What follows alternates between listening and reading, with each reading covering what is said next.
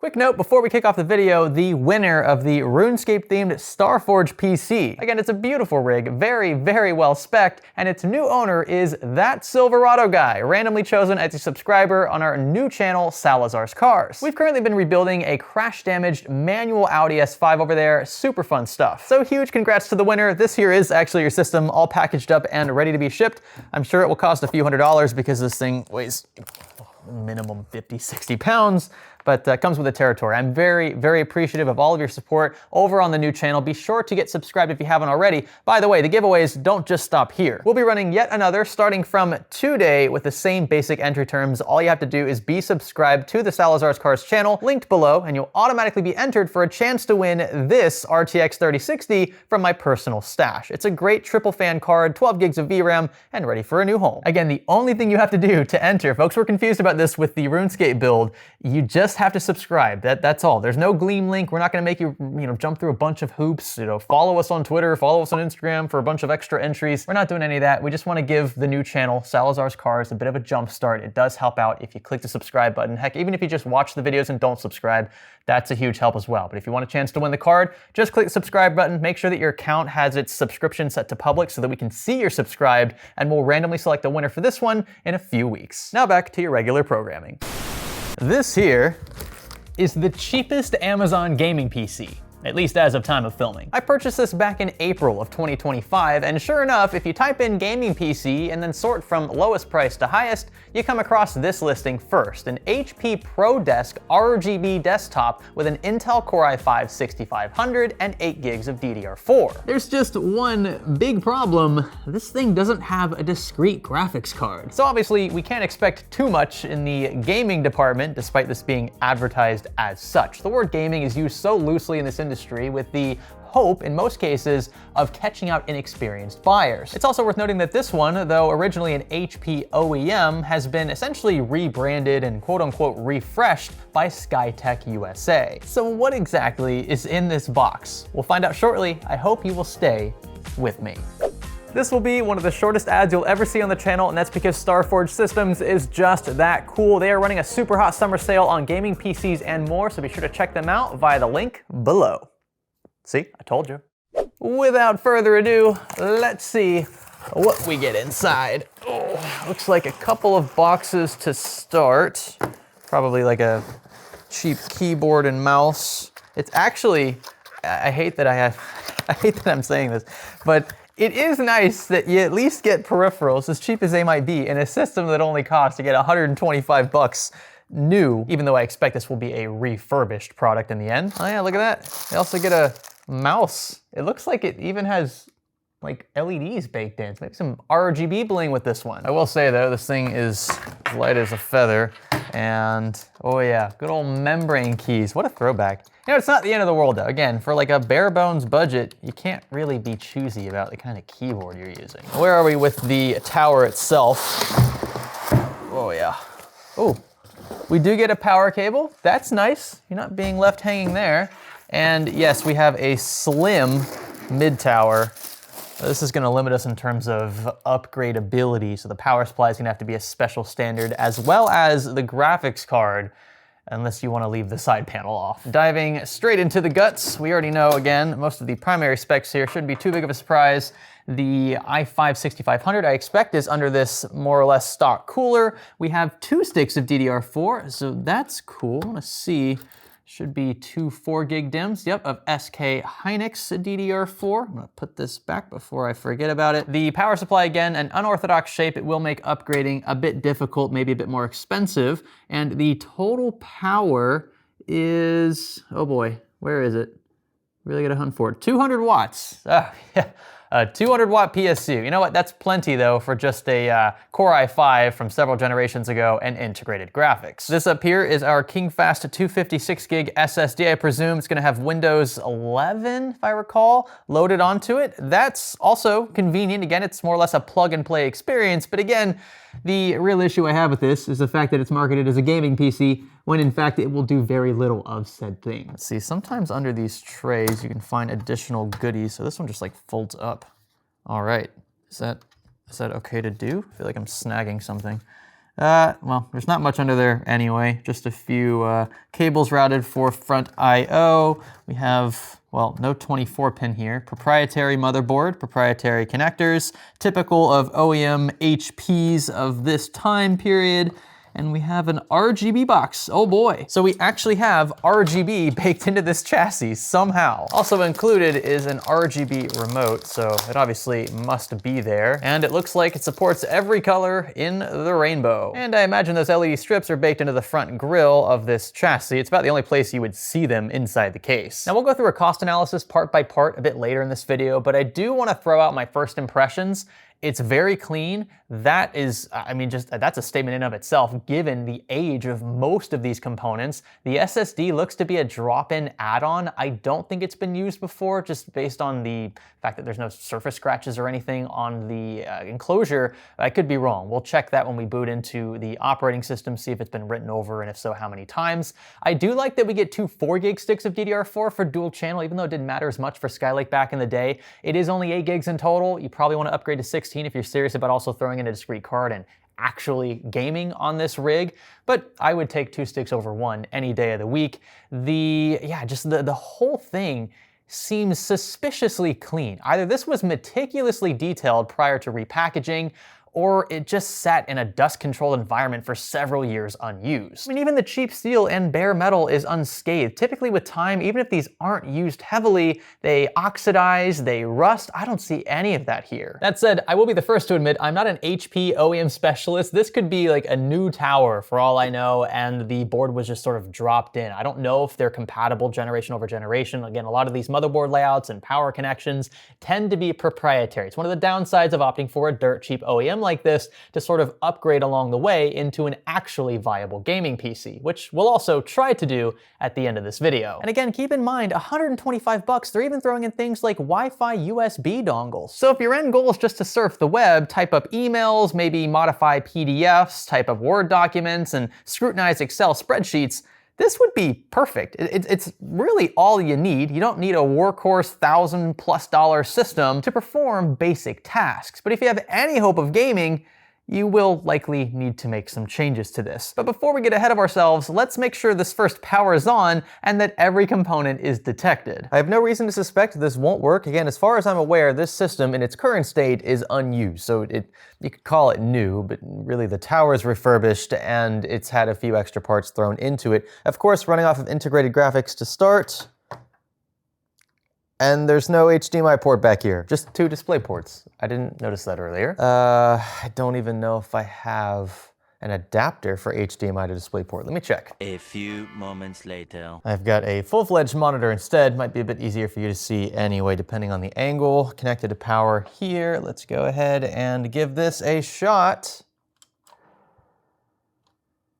All right, we've got fans spinning. Sounds pretty good so far. Very quiet. There's only one fan in here, and it's that small, looks like an Intel stock cooler fan. You know, it'd be helpful if I connected display cable. Here we go. Probably have to reset the PC as well at this point, since the source by default is set different. Oh no, there we go. Cool. So this is Windows, looks like Windows 10. That's to be expected with this older hardware. I'm not sure what any of this is. Gonna select no. This is actually a touch screen. I was curious how this was gonna work with a desktop, and it seems to be pretty chill so far. It's really strange using a touchscreen monitor with anything desktop related.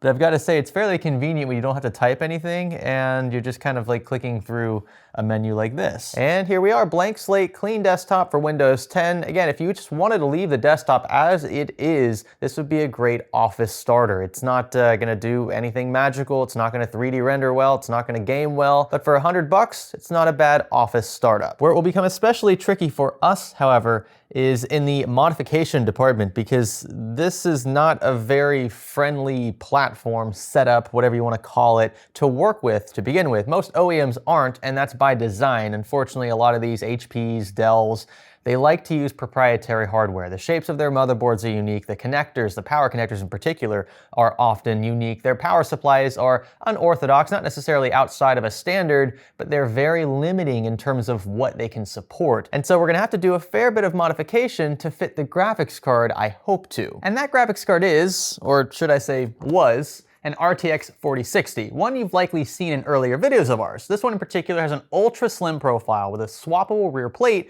for use in cases like this one, where clearance is extremely limited. Just a few screws later and we're good to go, or we would be, had this card not also required a supplemental 8-pin, which is obviously going to be a bit of a problem. See, to my knowledge, every 4060 sold today requires additional power on top of what it pulls from the PCIe slot, somewhere around 70 to 75 watts. And while to some this would be a worthy trade-off for 4060-ish performance at little to no thermal expense, in our case, it really made no sense. Our stock 200-watt power supply from HP definitely isn't capable of handling this sort of load, even if it had the cables to back it up, which means we need to replace the unit entirely with another that 1, fits the standard, 2, supports HP OEM connectors, good luck with that one, and 3, boasts enough power for our card. There are a few options online, and they honestly aren't too expensive, but this does add to the overall investment of this PC. Again, only having a base price of $100 makes justifying any other upgrade a bit difficult. At that point, you should probably just build something much more modern on your own, or at the very least, entertain something a bit larger that natively supports discrete cards in the 4060's range. Cue in our slim RTX 3050. From all the research I've done, this is the most powerful graphics card you can buy that doesn't require supplemental power of any kind. No 8-pin, no 6-pin, just good old PCIe slot power. And while this may prove stressful on our OEM board long term, it's a risk I'm willing to take for a truly plug-and-play experience. In fact, this one is so tiny, you can barely tell that a discrete card is even in here. Now look, the RTX 3050 isn't a game changer by any means, and it hasn't always received favorable reviews. In fact, you can make a strong case that our Max and Slim example here is overpriced, around $200 today. But these aren't very common in the size. That's one of the big differences of this 3050, obviously, over others. I was only able to find one other example on Amazon, and quite a few used listings for gigabyte equivalents and the like, but again, you're not saving a ton of money buying them used, you might as well buy them new. They just aren't in high demand overall, but as you're about to see, I think they're extremely practical for gamers on super tight budgets and or with access to pre-builts like this one with otherwise bare bones hardware. Let's snag a few baselines to kick things off. So the Intel Core i5-6500 in this machine has a few things working against it, obviously. For starters, it's already hindered by a restrictive case and puny cooler. Couple that with the fact that HP's affixed a measly 30-ish watt power limit, and you can see where this is going. I couldn't even run the latest version of Cinebench. Nope, didn't like that one bit. 3D Mark Firestrike was essentially a PowerPoint presentation with the occasional glitter bomb or two. I honestly think this is pretty impressive, but perhaps even more impressive is the fact that we managed to pass the synthetic, even though more than half of these frames weren't even generated, and pull out a score of 912. I've never seen 3 digits in a 3D Mark 3D Mark Firestrike score.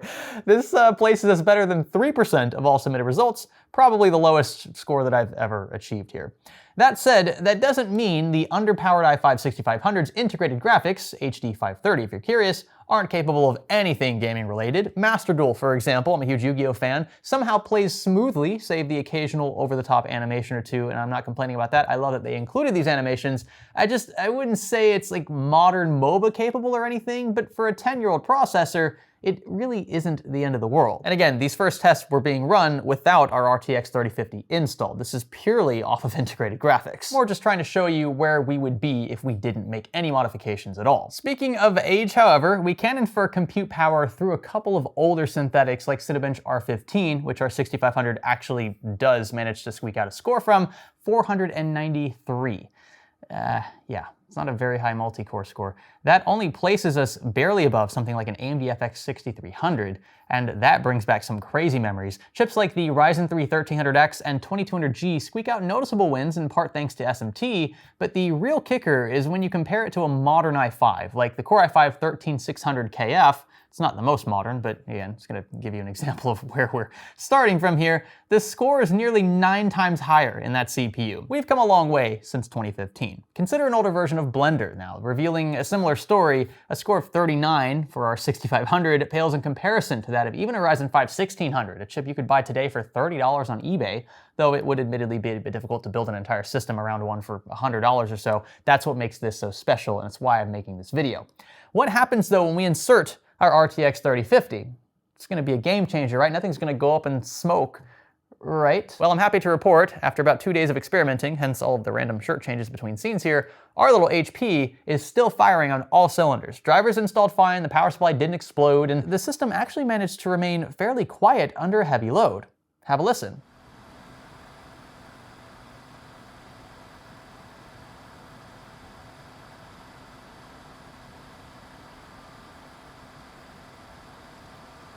The game that was running during this, mind you, was GTA 5, and in 1080p high settings with no anti-aliasing or advanced graphics, we managed over 100 FPS, save the infrequent stutter or two, which looked something like this. And this is likely tied to a few things. Firstly, we are running an 8 gig system, right? This is, we can look at 8 gigs of RAM here. That's a bit of a problem. And secondly, our CPU's utilization across all threads is virtually maxed out. This will be very game dependent. You have to remember this is only a 4-core CPU, no hyper-threading, and underclocked thanks to our good friends over at HP. Locked out completely at the BIOS level, mind you, so you can maybe do like a custom image flash or something, but it's above my pay grade. So a bit of a shame there, but not the end of the world. In general, I would say this is acceptable for a dirt cheap tower and a tossed in 3050. Again, keep the price of this entire system in mind, about $250 to $300 bucks. And since this is an RTX 3050, it means we actually get an extra boost in certain games that support DLSS, like F1. We managed 4K in this one, with a balanced DLSS profile, yielding a relatively smooth 55 FPS experience on average. And if you think about it, this sort of makes sense. I mean, in higher resolutions, right, the CPU isn't taxed as heavily on account of the lower resulting frame rate. This frees up resources on the calling side, as we can see from our utilization tab.